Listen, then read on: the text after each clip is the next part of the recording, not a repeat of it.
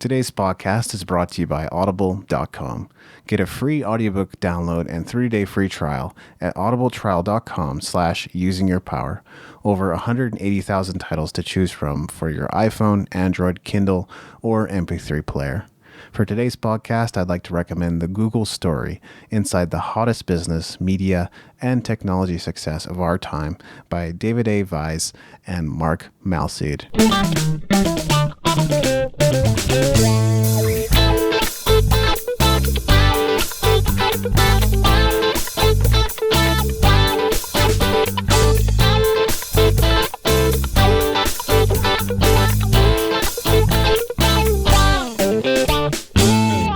Welcome to Using Your Power. I'm David Andrew Weeb, and joining me is Maveen Kora. Hey Maveen, how's it going? I'm good, man. How are you today? Powered up. Yeah, how come? Because we're recording a podcast. Right on. Well, that's one reason to be. Any other reasons you're powered up? I guess, I had a good time last night. I went out to an open mic or open jam of sorts and hung out for a few hours, and, it was exactly what I needed. Like, some nights I don't necessarily enjoy that particular activity, but I went up and shared a few of my songs, and then I went and played on a few other people's songs. I was invited up to do that. So for me, that was kind of a good refuge for a few hours. Nice. So it's just another way to re-energize yourself, eh? Yeah, pretty much. I think that's needed. I don't necessarily have the perfect balance. Always working on that routine to make it more optimized, more tweaked, so I have energy at the right times to do the things I need to do. Right on. Well, I've just been I ate lunch about 20 minutes before we started recording.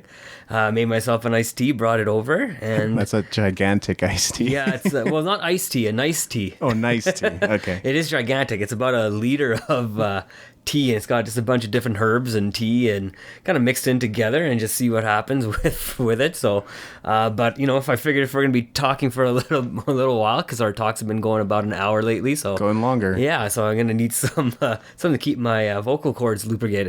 No doubt. Well, today we're going to attempt to cover the subject of social media. It might go long. It could be short too, depending on the nature of the conversation. But I think we do have lots to say about it because we've both have certain things in common, such as the fact that we've blogged and we've promoted our blog posts through social media, or that we're active on social media, maybe promoting products. And so we both have experience with that side of things. Also, I've used social media just for fun. I've used social media to promote my music. So I've used it for a variety of different applications, and it's popular. It's fun. A lot of people are even, I would say, addicted to it. And we'll also get to that subject. For sure. And, when you brought this topic to me to talk about, I really wanted to think about different pros of social media, as well as some of the cons that social media also brings as well, for a lot of people. So, I sat back, really put some thought into the ideas behind it, really wanted to bring it from a different perspective than maybe most people are sometimes even thinking about. Maybe some of the things that we talk about will probably be things people have thought of. And I mean, not every idea we come up with is going to be completely original, but I'm hoping the deeper topics behind what we're going to talk about will be, something that people may find interesting as well. Yeah, that is definitely the goal. So why don't you fire off your first point there, Mav? Awesome. So, one of the biggest things that I see in social media nowadays, with the advent of Instagram, and we got Snapchat, and we have Twitter and Facebook and Tumblr. Stop me when I name too many social media when you're platforms. Out of breath. Yeah, that too, right? There's a lot of them. That's the point, right? And there's nothing wrong with any of them. There's, I think there's a reason for them all. People have invented these platforms so people can express themselves the way they feel, right? Either through words or photos or a combination of the two, right? It also allows you, I guess, to connect to people that you were never able to connect to. But one of the things I find on social media is that more and more people are trying to find ways to be famous on social media, not taking the old route that people used to take before, do the hard work, put in the time, for example, such as music, right? I mean, something we can both relate to. We both listen to it. You play music, but we both know about music and how people start, right? They put the time in, they go to venues, they play the music, they sell. Now with social media, it's easy just to put a, record a song and throw it up on YouTube, right? And there's another social media I just didn't mention earlier, but it's easy to do that now. You can throw a 3-4 minute video on there, and you can be the Beavs and be found that way too. Yeah. Like being controversial, for example, on social media might get you some immediate interaction and traction with your posts. So saying something about Donald Trump right now would be, you're almost guaranteed a response in a way. Meanwhile, you might be posting a new value-adding blog post for your audience, something fresh for them, and they may not even pay attention just because maybe it's not relevant to them right now, maybe it's not controversial enough, maybe it's just not timely. And so all those things can kind of factor in with interaction. But to your point, I think it doesn't take any less effort to become famous or known on social media. I mean, to an extent, you can kind of have a smaller following. Maybe you're not as known as Benedict Cumberbatch, but you're like a C-list or like a D-list or E-list celebrity in some people's minds. A lot of those have emerged on Instagram and Vine. Vine is no longer with us, but on social networks, like I guess every social network kind of gives birth to new quote unquote stars in a way. Right. Well, there's the different videos that come out of it too, like the boomerang and whatnot come out of it. But I just think more and more people are trying to be famous on there, right? And the reason I say that is, I'm just going to take it back to high school for a second, and I apologize if I offend anybody listening, but as a guy back in high school, it used to be try to be a challenge to get some girls to show you maybe their boobs or something, right? But now you can go onto any Instagram website and they're just doing it for free, right? So it kind of takes out the challenge of it, and the fun of it, and the excitement of it, and the mystery of it, right? Yeah. And it kind of, I think it really just dumbs people down, because now they're trying to be Insta famous, or whatever you want to call it, but they're really just making themselves they're just putting themselves in a position where are they really trying to be famous by doing that? I guess more they can be noticed more often than they maybe were back maybe 10-15 years ago. But is that really how you want to become famous? I think for some people that is like one way to get attention, but it's largely based in like short-term thinking. So long-term thinking might say like, I'm going to build my following over time. I'm going to respect them. I'm going to appreciate them. I'm going to show them how much I care about where they are in life and their problems, like you would with a business. And then deliver the kind of content they're interested in reading or watching or listening to. And so, it really is like two different approaches. Some people just want that, toaster or microwave fame. And I wouldn't necessarily say that it is going to have longevity or stick around a long time. Right. No, and you're right, and because a lot of the times it doesn't stick around for a long time, I find more and more people, and it could be just myself, but I don't think it is. I think a lot of people start feeling more lonely the more, they put pictures on Instagram and they put more tweets out, or, when they put out a Facebook post or whatnot, because, their whole agenda then becomes on how many likes or retweets can I get, right? And that, for some reason, is supposed to give them power, right? And it's funny, I've seen pictures where they'll do like, just little cartoons. It's like a girl just kind of standing there by herself with her clothes on, and she'll have like 5 likes, and then the same girl, same pose, no shirt on, and again, it's a cartoon, it's hundreds of likes and comments and all this different stuff. So really, I just find that more and more people are starting to probably feel more lonely because they're not getting those likes or appreciation button hits, you know what I mean? So it's just kind of weird to me that that's what people are starting to use to become famous. I mean, there is ways to do it, like you were putting a mention to, right? I mean, there is a way to build a brand on social media for sure and become famous and become maybe a leader in the industry, no matter what your industry is, right? But I find, just if you're looking at the people, not the business side of things, I just think that, over time, if they continue to do this, trying to be famous thing, some of them will become famous. I mean, you've seen it, that there's a lot of people who go and put stuff on YouTube that do become famous. They end up on the Ellen show. Yeah. There is a great place to find people, but you'll also find that a lot more people, I think, will start feeling more lonely, because that's what they tend to do, is just trying to put out content after content after content just to become famous with no real reasoning on the back end. Loneliness of social media, that's such a interesting thought to me. I think it maybe was created with the opposite of intentions. I could be wrong. Maybe it was created to be a major distraction. I know that now it's being engineered to be a major distraction.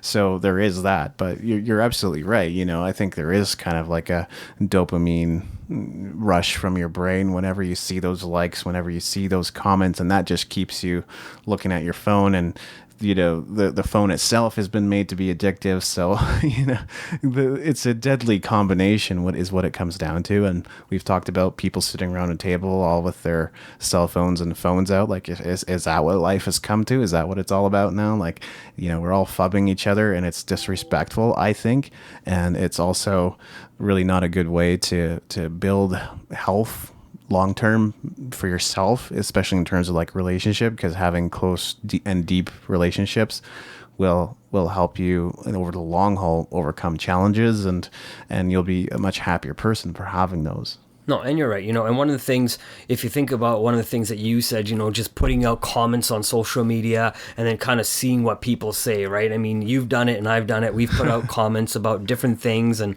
different topics and different beliefs that we have, or even, you know, maybe contrary to what we have. We'll still put out the comment and just play devil's advocate and see what people say, right? Yes. And it's interesting how many people get bullied on social media. And I do feel because people start getting bullied on social media, they will start feeling more alone, because that's not their intention. They were just trying to put out a conversational piece and see where that can take them, right? I mean, I think like what you were saying, the intent of social media is really to create a community, but I think it's found a way to just really bring people into boxes and not really into openness. Not everybody, again, don't get me wrong, or I'm just kind of really talking about the con side of social media, where people do feel alone. There is the positive side as well, where people are creating positive communities and creating these places that people feel safe to talk in and communicate in and express ideas and share ideas as well. As we record this, you know, Trump just won the election. Trump, I don't know who Trump is. So, you know, I think you and I were sort of experimenting, like just I don't know about you. I just saw so many like negative comments on social media, and it didn't matter if it was my friends from Scotland or friends from Canada. You know, they're like, you know, sorry, you know, when are you going to come up to move to Canada? You know, this is such a terrible, awful day for the United States and that kind of stuff. And in the midst of that, I wanted to leave a positive comment because, well, I am optimistic about the future, to be honest, for many reasons, and we won't get into that because it's not a political discussion today. Maybe that's a future discussion. Absolutely is. But I just, that was a feeler, you know, I wanted to see what the reaction would be. And honestly, like, some people may never want to talk to me again just because I said something positive. Right. Well, you know, and that's the thing, right? You can't please everybody with the way you think, right? Even on our show here, it doesn't matter. The things we say will offend somebody, right? Or the things we say will actually help somebody, right? It's really, in my opinion, where people are mentally at that time when they're reading your information or reading your tweet or seeing your picture or just finding ways to interact, right? If people are coming from a place of being mad, then of course when they read a positive statement, they're gonna still be negative towards that statement. Even if, for example, if they're a positive mindset and they read that statement, they might take a few minutes and digest what you actually said and put some thought into it and say, you know what, maybe that is a true statement. But if you're not going to look for how to find that's positive in that statement, then the only thing you're going to see is the negative, right? So, I mean, a lot of people, I think, work from that mindset. They don't really take the time to consider what the person's saying. And I think that's the idea of social media, like what you were saying, is to create that talk of community and find that back and forth conversation that we're kind of having, exactly what we're doing, right? I mean, we can find any topic, and I know we will, and I want to, right? Think of topics that are, you know, even if we share the same thought on the conversation, I want to have a conversation where, you know, it's the exact opposite of what we believe, and really try to find ways to appreciate the other side of the story, like kind of like what lawyers do, right? And challenge ourselves. And challenge yourself, because maybe there is some truth in the other people's thinking, right? You have to really come from a place of understanding, right?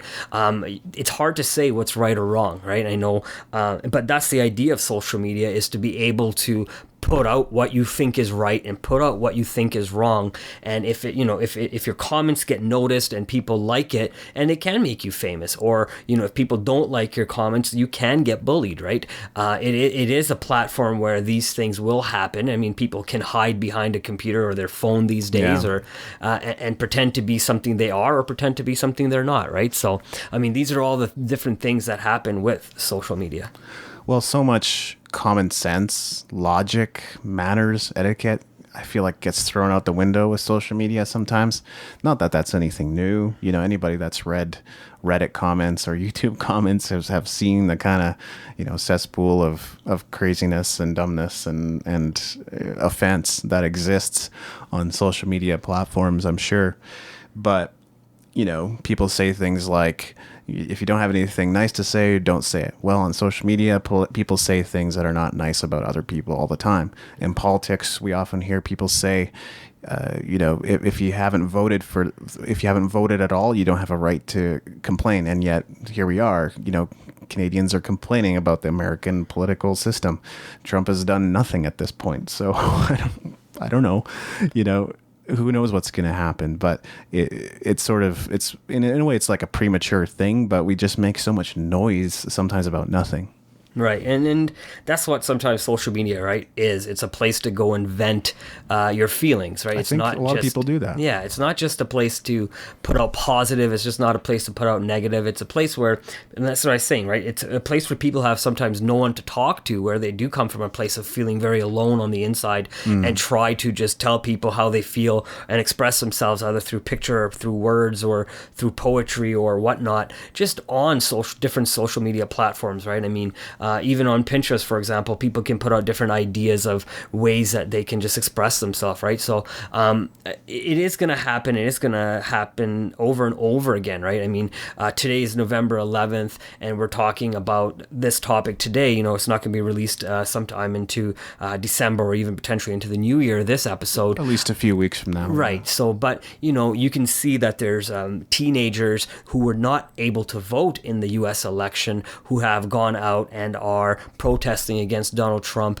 and sure. I find it funny because the social media, which is also is the news as a social media, they're out there saying, these are all because of Trump. This is all his fault. But what is how about the current president in the United States, Obama? Why doesn't he, why don't you guys criticize him for standing up and talking to the different protesters and bringing the country together? Instead, it's the blame game on one person instead of looking at the full picture, right? So, I mean, if we have to look at all different parts of social media, and that's news as well, and see how that control factor comes in as well.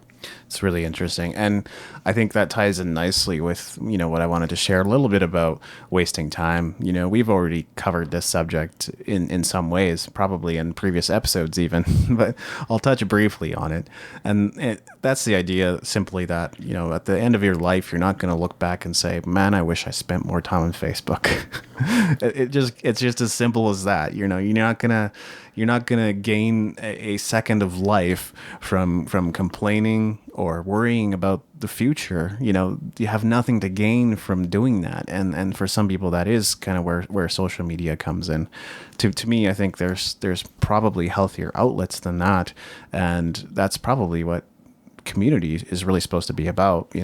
I shared about some of the negative experiences I've had in community and some of the ups I've experienced in community as well, but we're lacking that, and it's something that it's interestingly, it's like in Starbucks mission statement, it's something along the lines of, it's our mission to inspire people, like that's in their first sentence, or inspire humanity or something like that.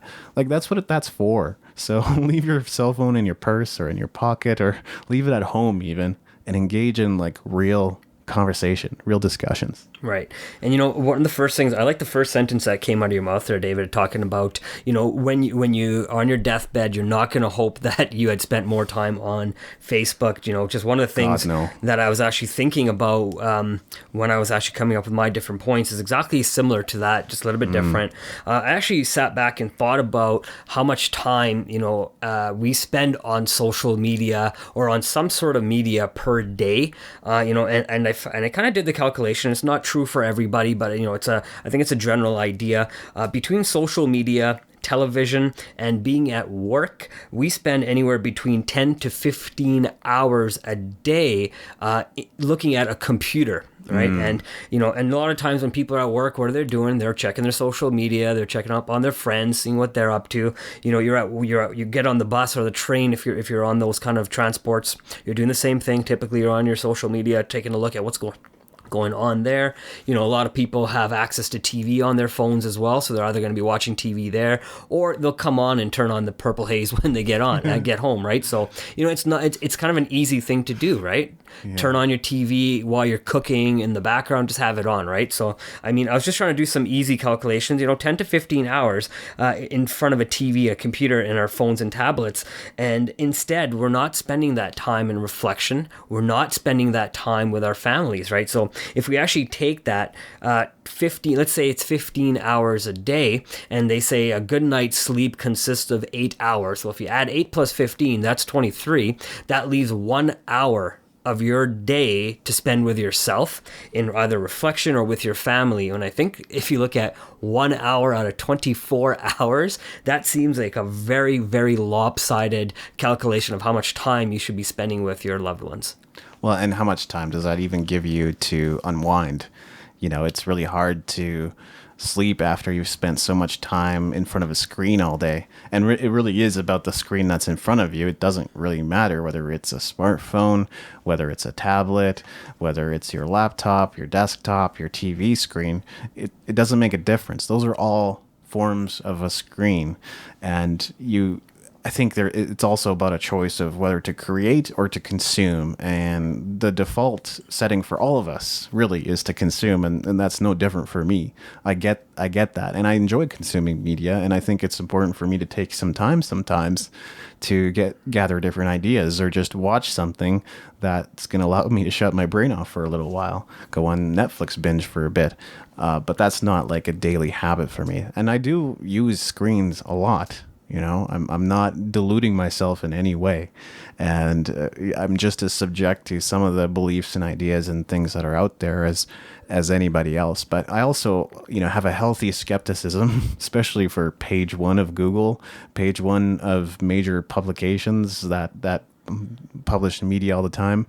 A very healthy skepticism for news on TV, which I barely watch, if ever.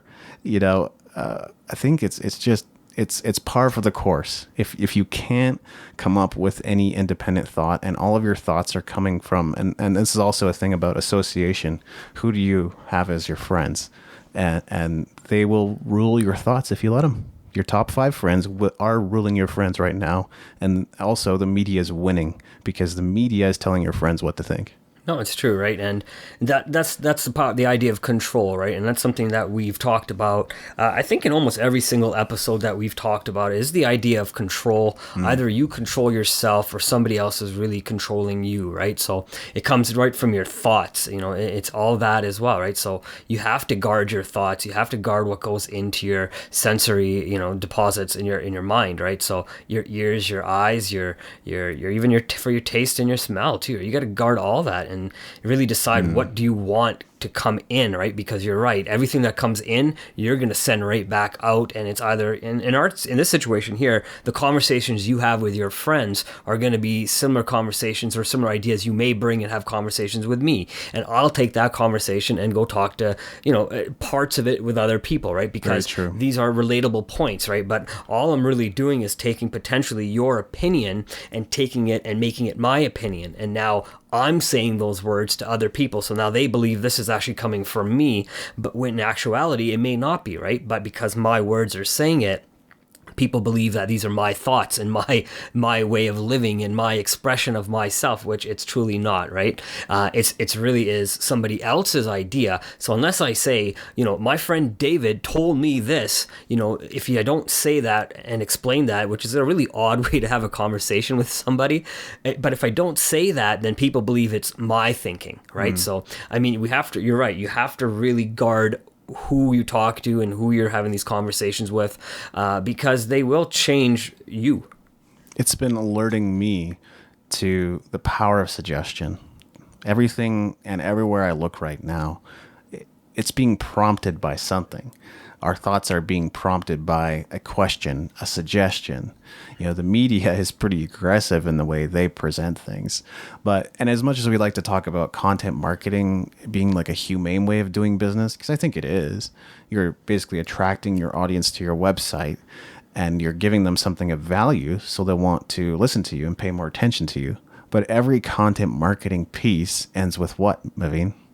Every content marketing piece ends with an idea of saying, hey, subscribe to my website. Exactly. A call to action, right? That's the technical lingo for it.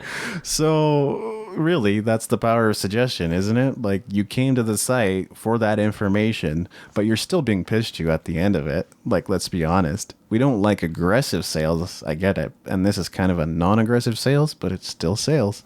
Well, and that's one of the good things about social media, right? I mean, you're only going to go to the websites that you find interest in, right? So, I mean, there's a lot of cons and a lot of pros as well, right? So one of the pros is, you're going to follow the people you want to follow. You're going to go and want to learn from the people you want to learn from. And, if you subscribe to their website, then you're telling that person, yeah, you know what? I like what you're doing. I like what you have to say, and I want to know more, right? And I mean, that's a great way for the person who's recording the media or writing the media to know that, yeah, there is a need for me out there, right? And I mean, that's the same thing what I was trying to say earlier too, right? People are trying to be famous. People want to know, is there a need for me out there? And that's where, some people are starting to feel lonely, and some people are saying, yeah, there really is a need for me out there. I'm going to keep creating content and people will find me, right? So for me, it's just a really important lesson in how I conduct business as well. Leaving suggestions. I don't want to attract customers that are going to give me a lot of trouble in the first place. So if my product's not for you, then you should probably find another source to purchase from. That's just how it is. But in how I set up my business and how I set up my website, that's gotten me thinking more and more. Power of suggestion. It really is incredible, and it really does prompt thoughts, conversations, ideas, and so much more. What else you got for us, Mav? I just want to kind of add to what you just said there, power of suggestion, right? Sure. So even through social media, right? Because one of the things you can do is, if you tweet something or retweet something, that is a suggestion. That's telling people, I either agree with this statement, I want you to read this statement. If you like a picture on Instagram, if you like somebody's picture on Facebook, you're pretty much saying that I agree with you, or I like what you're doing or saying or trying, or what you're being like. Right? So it's really that click is a suggestion to somebody else, right? It is a power of suggestion. So just a different way to maybe think about it as well, right? And one of the other things that you made me think about is, I don't know if you remember the store Consumers Distributors from back in the 80s. I don't. Or not. No, it used to be kind of what you would do is you would go into the store, you would tell them what you want, they would go to the back into the warehouse, go get that item, bring it to you, and you'd buy it, right?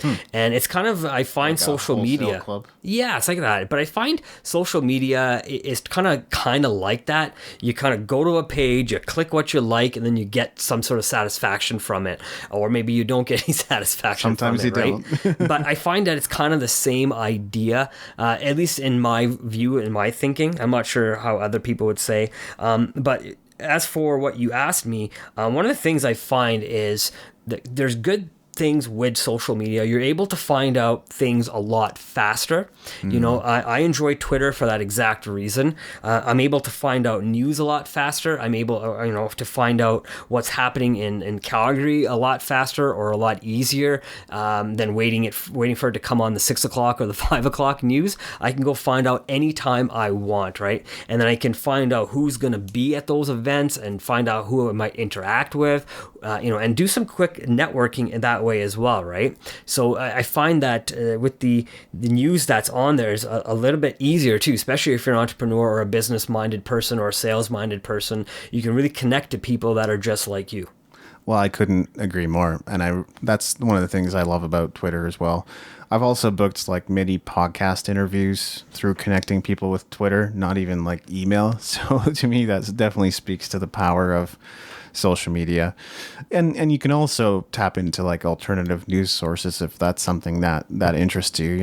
If if you're like me and you're not satisfied with page one of Google and you want to go deeper, and I mean, the internet is kind of a black hole. You can kind of go very, very deep sometimes, maybe not even get all the information by going deeper, but you have that opportunity. You can connect with people that are creating news and ideas and blog posts about various topics. Right. So if I understand you right, and maybe correct me if I'm wrong there, David, but you're saying the more and more that you dig deep into stuff and look for a certain type of information, you're finding more and more chatter out there on stuff that may not be relevant to some of the stuff you're looking for?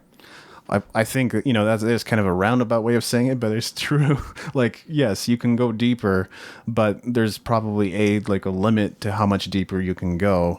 And then B, you might not be able to connect with the things that people are sharing at that level. Right.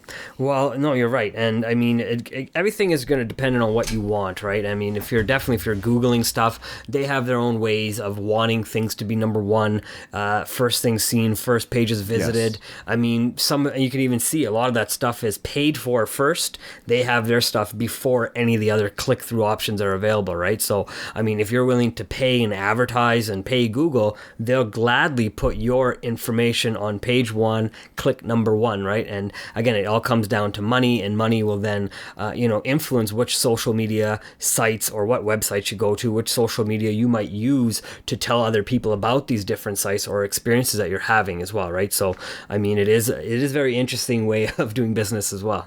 If it's a keyword that people can make money on, then chances are you will see ads for it. And then if you can't really make money on it, or if nobody's figured out how to make money on it, you probably won't see ads. That's kind of how it works. Well, I think you'll see ads regardless, because no matter what keyword you're looking for, it's probably most likely has some sort of industry attached to it. So most likely, and if it doesn't have an industry attached to it, then there's a great business idea there for somebody out there. But if there is an industry attached to it, then somebody from some company in some country should be already advertising for you to see their ad and hopefully gain your business. I can definitely see your perspective as well, but I think there are definitely niches or keywords that would have no money attached to them, like perpetual motion machine. Like eBay was, had this really weird campaign where they bought like 16,000 or 16 million keywords. I don't even remember. It was a lot of keywords, and for some reason, perpetual motion machine was one of them. So it's like, hey, you looking for a perpetual motion machine? Come on to eBay and buy a perpetual motion machine. Well, it doesn't exist, first of all, so there's no market for it. Like, not saying that people wouldn't buy it if it didn't exist, but there's no product. Right. Well, that makes sense. If there's no product out there to purchase, then the words are irrelevant. But I mean, What I was trying to say, which I think you understood, is if there's a product out there and a keyword, then somebody's probably going to be taking advantage of that keyword already. Yeah, absolutely. And sometimes you're also right in that maybe if you don't see anybody using ads to promote to an audience, that there could be a business opportunity there. Right. Now, I'm not sure if we're ready to move on to our next point or not. Yes. Awesome. Now, this point, it took me a little bit to think about, and really, it's a little bit different because with the advents of social media, what has happened is a lot more people are starting to put their lives out in the public, right? People are not only putting their lives in the public, they're putting what they do on a daily basis. They're putting their kids in the public. They're putting their young kids in the public, right? So one of the things I thought about was, with people posting more pictures and what that does or can do, it can allow pedophiles to hide behind social media and do the things that pedophiles and people do behind that, right? You see this all the time on the news where people get caught for child porn and it's an unfortunate thing that these things are happening, but I think with social media, Instagram and different videos that people are posting, more and more people are able to hide behind their computers and consume this content, which I think is just horrible. in my personal opinion, and I think you will agree with me on that, and I think a lot of our listeners will agree with that, right? That people should not be doing this, for one, and two, second, we should not allow these people to hide behind social media that we're putting out there as, and we're not putting it out there for that reason, right? We want to just share our happiness with other people, but people are then taking advantage of that situation, and whatever sick thoughts are going to their mind, and are using that to satisfy their own needs, right? So that's something I thought about. I mean, what are some of your thoughts, if any, on that? Yeah, well, I think on the first thing is that part of that, it's an issue of your online brand. So as somebody, even if you're not looking to build a business or become a politician or become a famous celebrity or something like that, I think these are still like major concerns. So the whole thing of you have a picture on Facebook and that picture shows you drinking on the weekend with your buddies. Well, the whole image is that you're not a great employee because you're the kind of person that parties all the time. It can sort of work that way with jobs even. So when you're looking for a job, I think no matter what you're trying to do, I think it's important. But even if you're just looking for a job, you should have a look at what your online brand is saying about you. Is it projecting an image of like reliability, dependability, somebody who can be trusted, somebody who has integrity, or is it projecting the image of somebody that cannot be trusted, that is a partier, that might be involved in gang activities, that might be involved in the kinds of things that employers would frown upon? So there's that issue. No, for sure. And that is definitely one thing. But, I think a lot of employers are smart and do understand that people need to unwind, and people do unwind by going out for a drink in a bar or a club or whatever. And they do have a life outside of their 9 to 5 or 9 to 9 in some cases, right? So, but I mean, just going kind of back to what I was saying is, what are your thoughts on pedophiles hiding behind, social media, and your thoughts on that? Well, I think it's really existed even since I was on the internet in the early days, about 97. I know there's people that are certainly there earlier than that, but I was on chat rooms a lot. So it was like a very real concern as like a 13, 14-year-old in the chat room for my parents, right? I assured them over and over again I wasn't going to do anything stupid, like give away my personal information unnecessarily. And I didn't. I never really put myself at any major risks, but you have to be aware, first of all, that these parties exist. There might be somebody that would come after you given the opportunity, or somebody that would steal your identity, or somebody that would steal your credit card information. These are very real risks. I had my Instagram account hacked. I managed to recover within a short period of time because they weren't very smart. But it just shows you, like, sometimes that's all hackers are doing. They're just showing you where your security leaks are so you'll correct them. And so it's sort of a well-meaning thing, but in a roundabout way. And yeah, I think awareness is number one. Number two is like protecting yourself with proper passwords and updating your computer system if that's relevant. If you have a WordPress site, updating your plugins and your WordPress site regularly.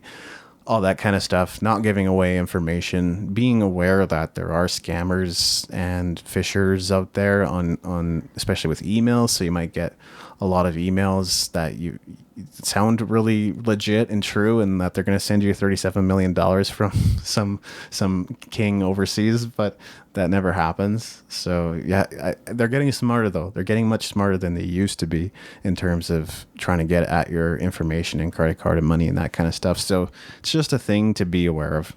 Right.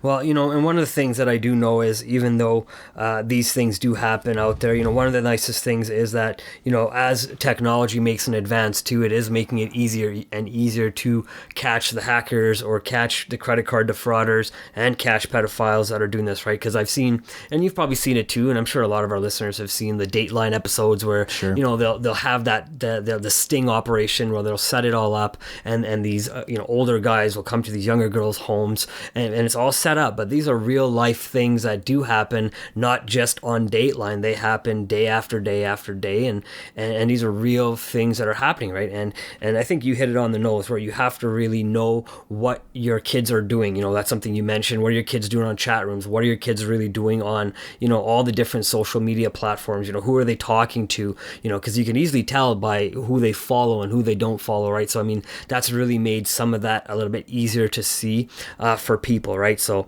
I mean, there are some definitely huge cons in that, but I like to believe there's some pros in being able to find these people a little bit easier as well, right? And see some of their operations that these people continue to do on a daily basis, and they feel, I'm assuming, they're not harming anybody behind the computer, but by them consuming this type of content or trying to talk to underage people, they're just moving their agenda more forward and making people who are vulnerable believe that someone out there does care for them, which I don't know if they really do. I think they have their own mental agenda and to do whatever the heck they feel like doing, and I mean, that's something I think we need to stop, and that's my personal opinion on it. And I'm if I'm a little passionate about that, right? I do think it's something that we need to stop out there, and I think that's one of the things that social media, right when you said it, right? I remember ICQ back in the day, and all that stuff when people were on there, and you could speak to anybody in the whole world. That's what was cool about it. That was the cool thing about it, but that was the scariest thing about it, because you don't really know who you were behind there, and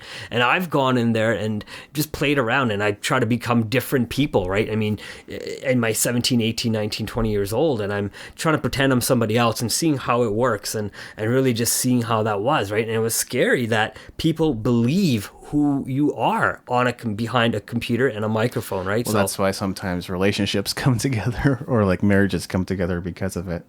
But and that's another point, which is video games. Like, I played quite a bit of online games, and I still do play some occasionally here and there, just for fun. But that's another place where trust can be easily built, because now sometimes you're connecting via voice, sometimes you're connecting via chat. You spend enough time with the same people, maybe in the same clan or the same server or whatever it may be, and pretty soon, like, these are real relationships. And sometimes people actually do get together. Like, I've heard so much about message boards. Like, I was on a message board, and my roommate in the past, when I still owned a home, was on a message board too, and couple met up there, and they got married because of that message board and that forum.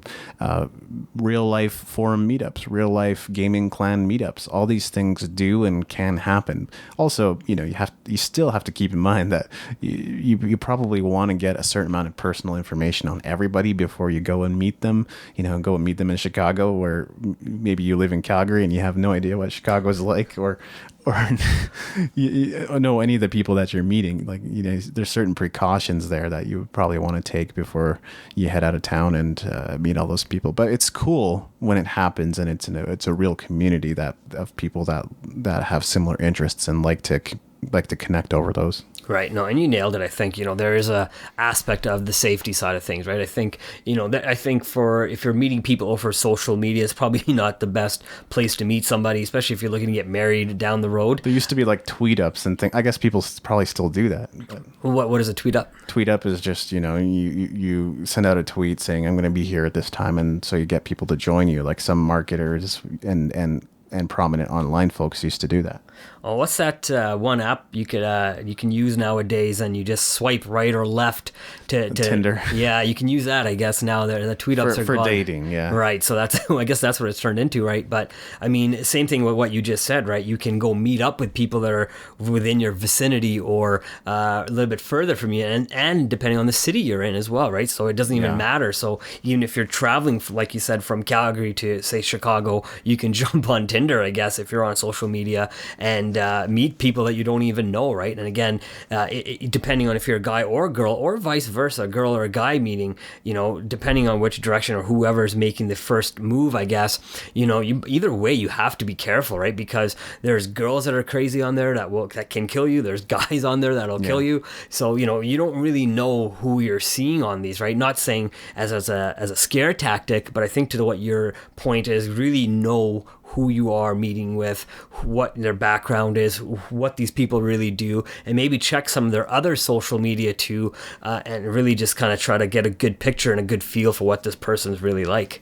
And I think you'll avoid a lot of crazies if you're serious about the whole dating online thing. If you go and join a paid site instead of just like a free site, that might help a little bit. I know there's free sites out there. I know people have had some successes with that. That's fine. But it's just about being careful and protecting yourself. No, absolutely. Do you have any more points, David? I got one more. Pros and cons of social media. Well, I think I've kind of covered what some of my thoughts on this already. But what do you got? Awesome. So my last thought on this was, I just wanted to say, with the advance of social media, one of the things I used to hear was, that sick concept of 6 degrees of separation. Within 6 people, you can meet anybody in the whole world. And I think one of the things social media has really done is taken that down to maybe 1 person or even 2 people now, because technically I can jump on Twitter and tweet President Obama if I wanted to, and I wouldn't have never been able to do that right before, in the 80s and the 90s, when I think that idea and that concept was more valid.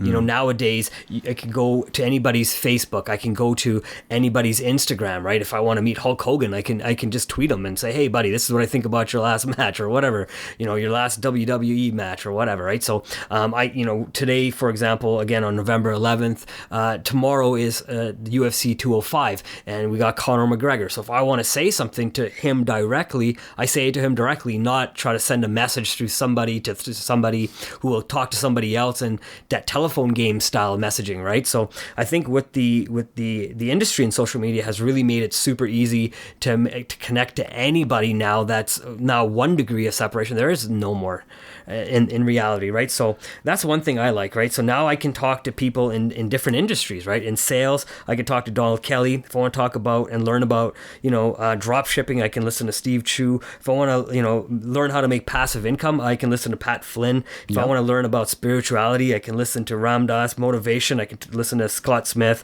Finance, I can listen to Dave Ramsey. And not to mention, if I want to learn about universals kind of talks, I can listen to Neil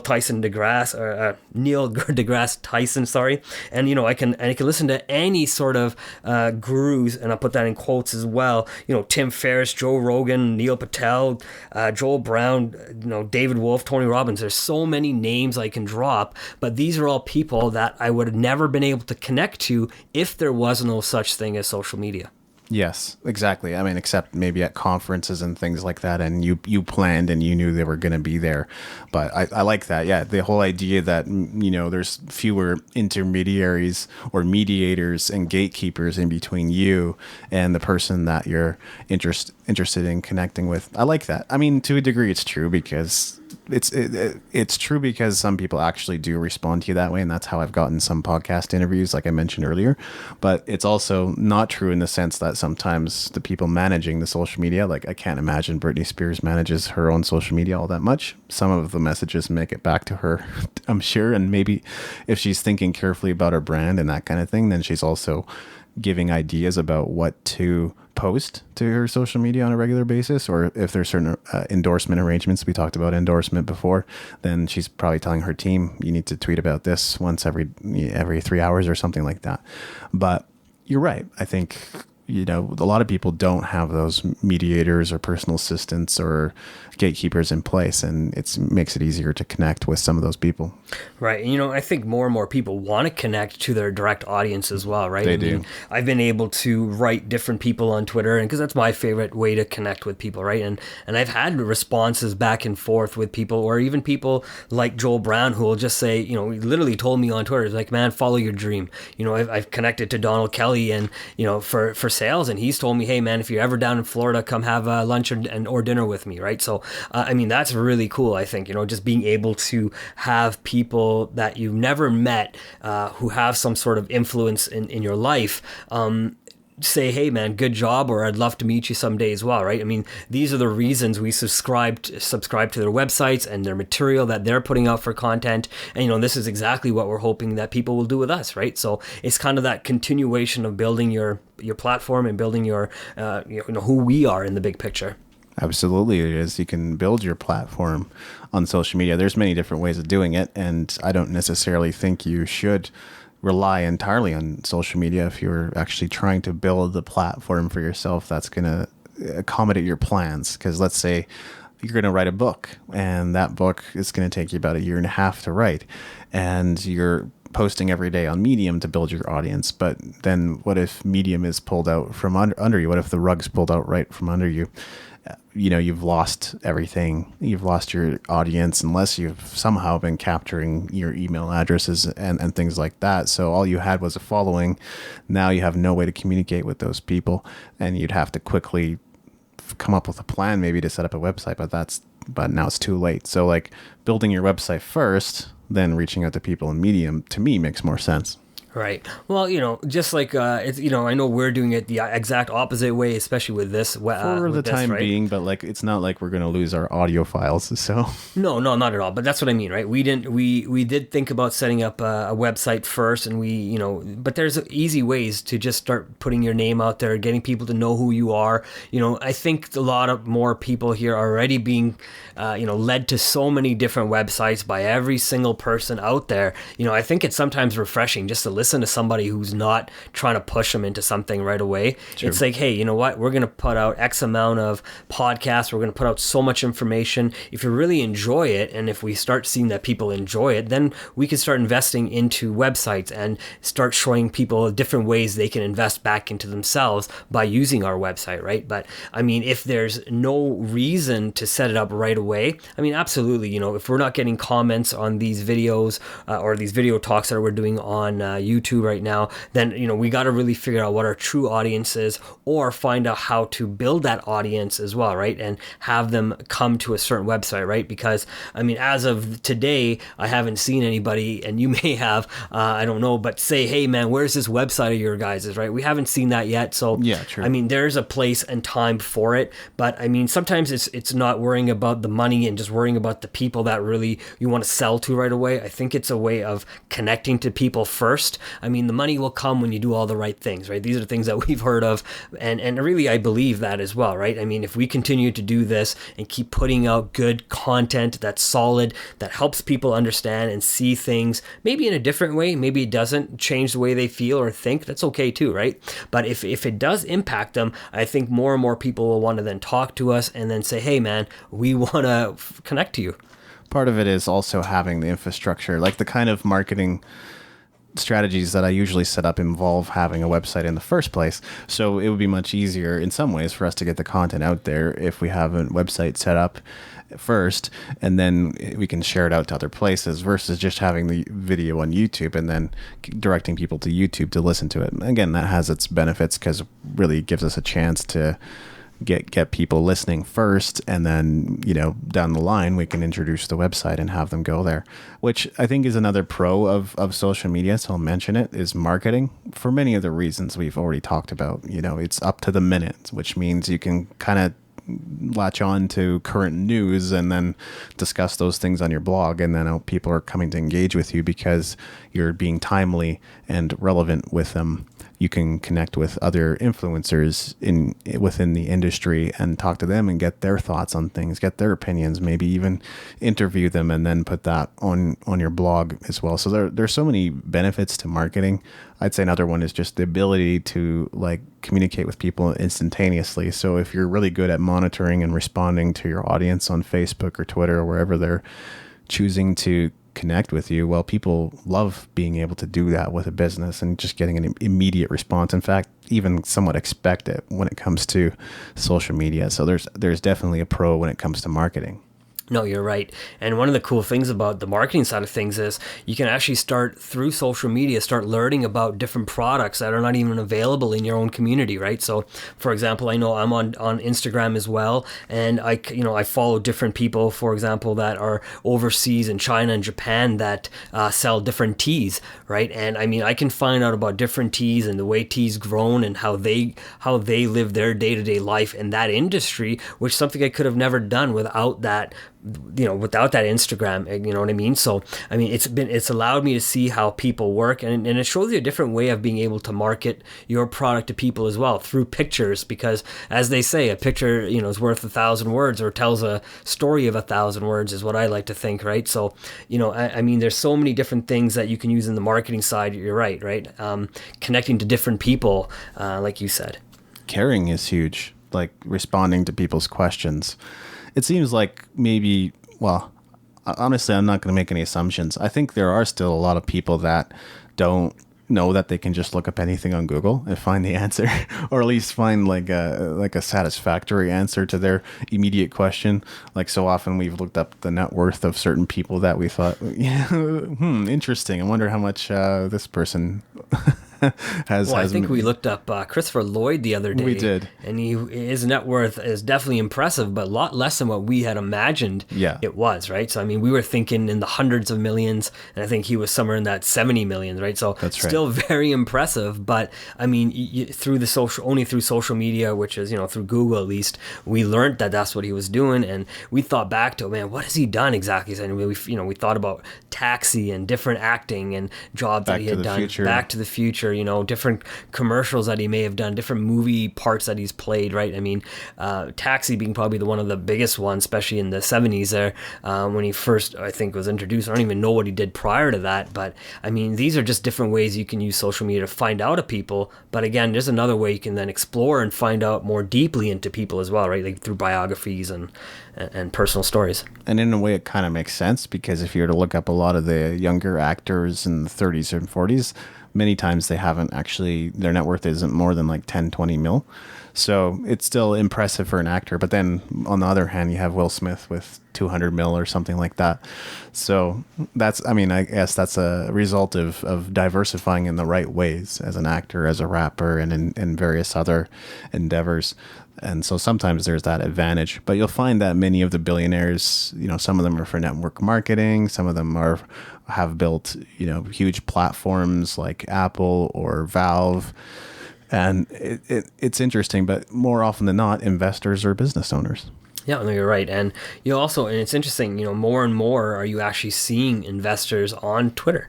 More and more are going on to different social media platforms because, like we said earlier, like when we first started, the Beavs was found on social media. Like YouTube. And look at what kind of star he has become because he was found on social media, right? So now you're seeing different, musicians going on social media and searching for the next best person. You're seeing investors going on there and looking for different ideas that people are maybe potentially talking about on social media as well, right? Because, that's where the masses are. Like, that's what I meant by there's no more such thing as 6 degrees of separation. That also includes ideas. Ideas are not separated that far anymore either. They're super close and easy to connect to as well, not just people. That's how Journey found their new singer, Arnel Pineda. You try to find a voice to replace Steve Perry, and Steve Perry is amazing, but they since have found singers that have done an incredible job, but they were at a turning point yet again where they needed to find a new singer to replace Steve Perry, a guy with a voice that a tenor, I guess, or even higher, really strong tenor voice that could pull off all of Journey's songs, and they found Arnel Pineda, I think, from the Philippines. So that kind of thing can happen. That's very impressive, right? And it shows you, right, how social media crosses borders and makes it really easy for people to cross borders, right? Like, who would have thought then that someone from, where'd you say, sorry again? Philippines. The Philippines would come and sing for an American group, if I'm right? Mm-hmm. Right? So who would have thought that, 20 years ago? No one, right? Exactly. But now you'll see how it's easy to find that talent, or it's much easier to find that talent, for big groups, for investors, and even people like us. It's easier for people who are not an investor, who are not a business owner, who are not entrepreneurs, who are just normal 9-to-5 people. They can find so many different people to connect with that have the same lifestyle as them. We've talked about purchasing a home on episode 3. There's people that you can connect to, different people. When you're thinking about purchasing a home, you can connect to that and say, I want to kind of hear from somebody else's thought process on it, so I can go listen to this person or go read about it on social media or on a blog or on a some sort of community chat platform, right? So I mean, there's so much information out now. Again, that's what I was saying earlier too, with all the different, there's so much chatter at the same time. You really got to be able to filter through and try to figure out exactly what you're looking for, right? It was funny. I remember doing this when I was younger. I used to type in any topic, like I just type in some sort of topic, guitars, for example, on on Google, and I would just keep clicking, and eventually I'd find my way to a porn site. It was just phenomenal. I have no idea, but the websites back then used to be so deep, and everything just led to the same place. Interlinked. Yeah, it was so odd, and I think they've since then cleared it up a little bit, so that doesn't happen anymore. And now more and more people, own their own websites and own their own social media and are making it their own platform. Right? It's more synchronized to what people are wanting to do, especially when they're doing businesses. But I think it's changed quite a bit from the way it used to be. Well, it's like Google algorithms and Google penalties. You can't just have all these low quality links pointing to your site and actually get high ranking in Google anymore. It's not how it works. And before that, even we had directories, right? So like the Yahoo directory was kind of the main source of traffic for a lot of websites. So people were looking at specific subjects, found subcategories within that subject, and then found websites that had something specifically to do with that what they were looking for. So that's how things used to work, and all the sites were interlinked. And today there's less of an incentive. I don't necessarily like the way things are going, because everybody's like, let's link only to authority content, and authority content could be such a broad definition of different meanings. It could be something that is, quote unquote, a study done by an authoritative source, and now you can incorporate that because that shows a percentage. But we can't link to competitors, and we can't link to. I mean, it just depends on the company. But I've just seen so many stipulations on that thought process. I sort of think it's sad that we can't link to other people that could be interesting, or sites that other people might be interested in, or the nooks and crannies of the web where you didn't even know existed. So if you don't know it, then you don't know how to get to it. And to your point about like buying a house, well, by creating that episode, we're not speaking to everybody at once, but we're timely for some people, because we know that the world's huge and there's going to be people thinking about buying a house right now. No, you're right. And, and that's the idea of different social media platforms, right? It's for different people at different times. I'm not going to say that I'm only ever going to be on, my one or two chosen social media platforms, right? As time progresses, if I change, I grow, I'll probably change to different platforms. And again, there might be newer platforms coming as well, right? I mean, we can't assume that this is it for our social media, right? Because more and more keep coming every year, every 2 years now. Right. So, they come and go too. Some of them, like MySpace, nobody really uses. It still has a new MySpace, but few people are jumping on that bandwagon. So. Right. And it's like anything, right? Sometimes things do get renewed and revised and do become better, right? So not saying that MySpace can't come back, right? Because it can. Or if it starts to get really good, there's nothing saying that some other social media company won't just buy them out if they see a value in the way they want to create their brand, right? Their social media brand. So, I mean, it's going to have a place, and it may not have a place, right? I guess we'll all find out in the next 5 years or so. Yeah, probably. But yeah, it is interesting. So, a lot of social, that's one thing to be aware of, though. I think whether you're just somebody that uses social media to connect with your friends, or you're somebody to use it for your business, just recognize that that site may not be around forever. And so whatever that means to you, if it means like holding on to those memories and photos that you've taken and posted to social media, then back those up. If it means you're concerned about the future of your business and you don't want that traffic source to go away, then diversify your traffic sources and become less dependent on that one source. So it could mean different things to different people, but I would just challenge you to have a look at that. What would it mean if this site no longer existed? Right, and I think that's something that me and you both have taken the ideas of, and I know that's why you're very passionate about having a website going, and something that we own our own content to. So I fully understand that, right? And that I do, and but I did want to show both sides of the story, where you can still do something without having a full website and still create on the back end. You definitely can. But you're right. I think that's one of the things that we've both learned listening to James Shremko is owning your own race course, owning your own material, owning all aspects of what you put out on social media, right? So, the more stuff you put on Twitter, that's more stuff Twitter owns. They own that tweet. You don't own that tweet anymore. You don't necessarily own that thought anymore because it's on their platform. You put a picture on Instagram. Instagram owns that platform. They own that picture because you're allowing them to then show that picture to millions of other people, right? Where if you're putting it on your own website, that's the platform you own. Yes, it can be tougher for other people to find your website because they may not know who you are or have a reason to follow you. On Instagram, they might have a reason to follow you. It might be a lot easier for them to spot you because there's just, they're surrounded by thousands of other people just like you, or maybe, with a similar hashtag or whatever, the way of finding you, right? And I think that's one of the more interesting ways that social media is also being used these days through hashtags. But I did find that to be easy. So I do understand owning your own website is huge, right? But I mean, you could, I guess, have your own website for only all your own pictures, and then you could have your own website for just your own quotes, and you can have your own website for, I don't know, just doing anything else that you do, right? Maybe it's some art that you like to draw, right? But do you really want to have 10, 15 of your own websites for everything that you enjoy doing? Or would you like to just kind of share them on a certain social media platform? And I guess that is a choice that, as a listener, you have to make. Part of owning your race course too, though, is this idea of just having different spokes, or really octopus marketing. The head of the octopus is your website, and then your tentacles are reaching out to the different social medias. So like posting a link back to your website from social media, so you still have the similar discoverability, and maybe have some like stimulating copy or text or image or whatever that goes along with that post, so people will actually click it and then go back to your website. So that's really part of it. It's not like disregarding social media altogether. It's just saying like, hold on to your content and get people to come to your website, but utilize social media to drive some of that traffic.